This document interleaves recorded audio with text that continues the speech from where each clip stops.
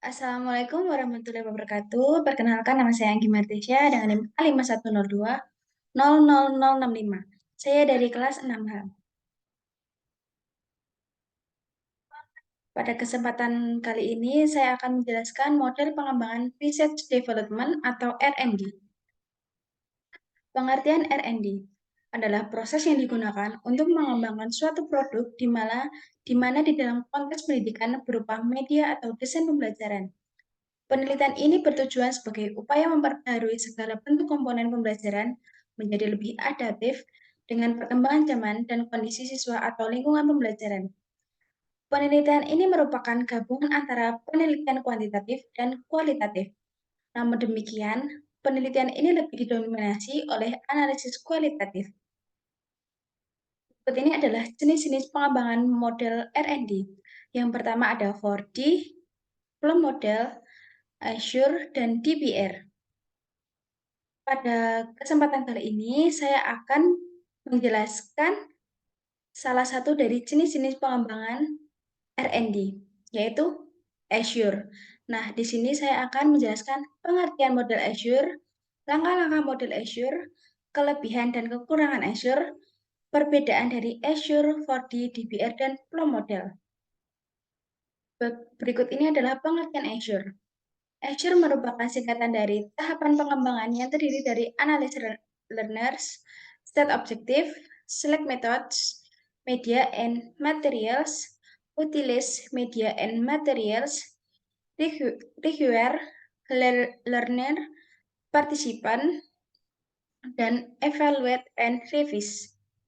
Azure yang pertama kali dikonsep oleh Robert Haynes dan timnya pada awal tahun 1980-an. Azure Model adalah salah satu petunjuk dan perencanaan yang bisa membantu untuk bagaimana cara merencanakan, mengidentifikasi, menentukan tujuan, memilih metode dan bahan, serta evaluasi. Model Azure ini merupakan rujukan bagi pendidik dalam membelajarkan peserta didik, pembelajaran yang direncanakan dan disusun secara sistematis dengan mengintegrasikan teknologi dan media sehingga pembelajaran menjadi lebih efektif dan bermakna bagi peserta didik. Berikut adalah langkah-langkah Azure. Yang pertama ada analysis learners, state objective, select methods, media dan materials, utilize media and materials, require learners participant. Yang terakhir ada evaluate and revise. Berikut penjabaran analysis learners atau analisis peserta didik. Langkah pertama dalam proses ini adalah bahwa guru harus menganalisis atribut peserta didiknya. Hal pokok dalam analisis peserta didik yang dilakukan yaitu general karakteristik, yaitu atribut umum peserta didik seperti usia, kemampuan akademik, jenis kelamin, minat, dan lain-lain. Yang kedua, specific entry kompetensi yang merupakan kompetensi sebelumnya. Yang ketiga, learning styles, yaitu gaya belajar seperti pendengaran, visual, dan sentuhan. Berikutnya ada state standards on and objective atau menentukan standar dan tujuan atau capaian. Tujuan ini dapat digunakan dalam menilai keberhasilan peserta didik, mungkin juga untuk proses penilaian. Kita juga dapat menggunakannya untuk memberitahu peserta didik apa yang akan mereka capai setelah pembelajaran ini. Dalam merumuskan tujuan pembelajaran harus lengkap dan jelas, mengandung rumus ABCD, penjabaran rumus ABCD, yaitu A.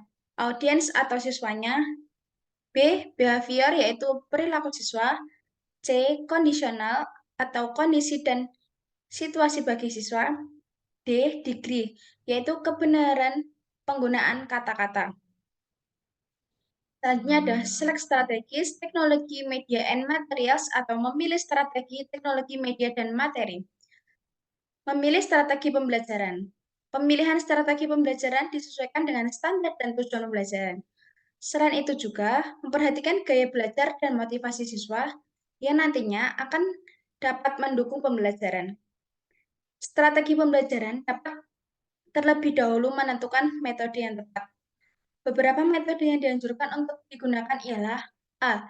Belajar berbasis masalah atau problem based learning, B. Belajar proyek atau project based learning, yang ketiga ada belajar kolaboratif. Yang selanjutnya yaitu memilih teknologi dan media yang sesuai dengan bahan ajar. Bentuk media adalah bentuk fisik di mana sebuah pesan digabungkan dan ditampilkan. Bentuk media meliputi sebagai contoh diagram atau gambar diam dan teks. Yang kedua slide atau gambar diam lewat proyektor. Yang ketiga ada video, gambar bergerak dalam TV, dan multimedia komputer atau grafik, teks, dan barang bergerak dalam TV. Setiap media itu mempunyai kekuatan dan batasan dalam bentuk tipe dari pesan yang bisa direkam dan ditampilkan. Memilih sebuah bentuk media bisa menjadi sebuah tugas yang kompleks merujuk kepada kecukupan yang luas dari media yang tersedia, keanekaragaman siswa, dan banyak tujuan yang akan dicapai. Selanjutnya ada utilize teknologi media and materials atau memanfaatkan teknologi media dan material.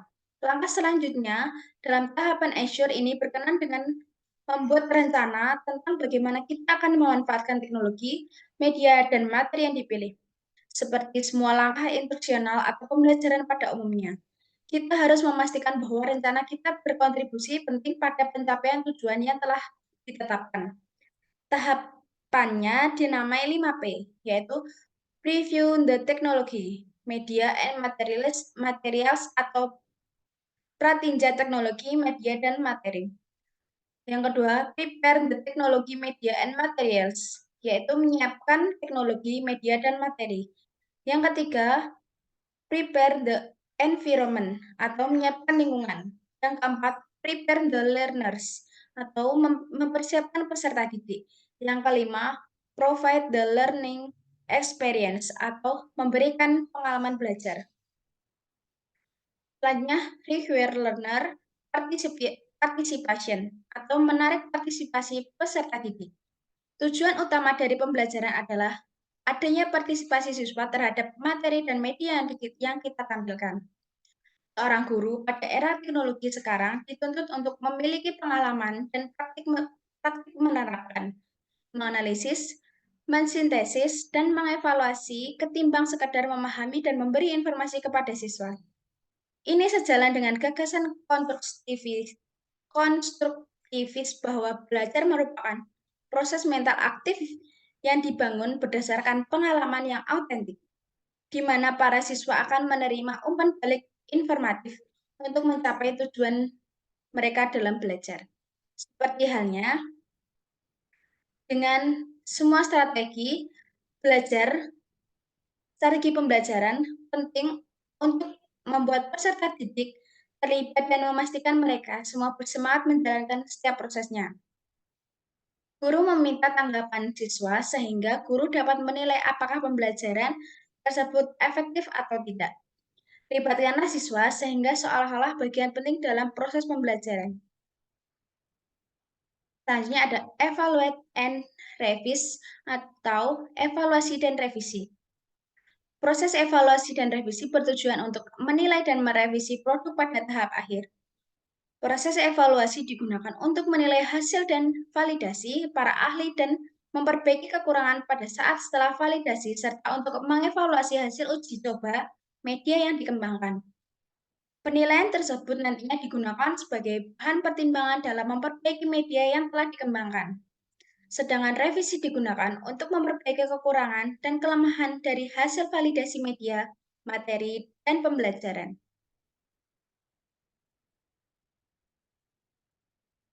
Selanjutnya ada kelebihan Azure. Kelebihan Azure ada 5, yaitu yang pertama, lebih banyak komponennya dibanding dengan model materi ajar.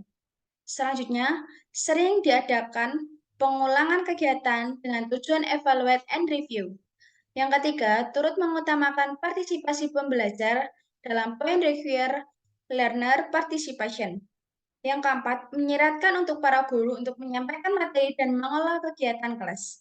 Yang kelima, pada point select methods, media and materials, serta utilize media and Materials membuat guru atau pendidik aktif untuk menemukan dan memanfaatkan bahan dan media yang tepat dan memanfaatkan secara optimal media pembelajaran. Selanjutnya ada kekurangan Azure, yaitu ada dua. Yang pertama, kita mencangkup suatu mata pembelajaran tertentu, dan yang kedua, walau komponen relatif banyak, namun tidak semua komponen desain pembelajaran termasuk di dalamnya. Nah, beberapa perbedaan model pengembangan R&D. Yang pertama, model penelitian belum difokuskan pada pengembangan produk atau program pembelajaran melalui proses riset dan pengembangan yang mendalam. Yang kedua, model Azure, fokus pada pengembangan perencanaan dan pelaksanaan pembelajaran yang terstruktur. Selanjutnya ada model DBR, difokuskan pada pengembangan teori dan praktik pembelajaran mulai proses riset dan pengembangan berkelanjutan. Selanjutnya ada model 4D, digunakan untuk mengembangkan perangkat pembelajaran. Model 4D dikembangkan oleh S. Tyagarajan, Dorothy S. Samuel, dan Melvin Samuel pada tahun 1974 sesuai namanya. Model 4D terdiri dari 4 tahapan utama, yakni pendefinisian, desain, dan pembelajaran. Dengan demikian, perbedaan antara keempat model pengembangan R&D tersebut terletak pada tahapan pengembangan, fokus pengembangan, dan cara pendekatan dalam pengembangan produk atau program yang dihasilkan.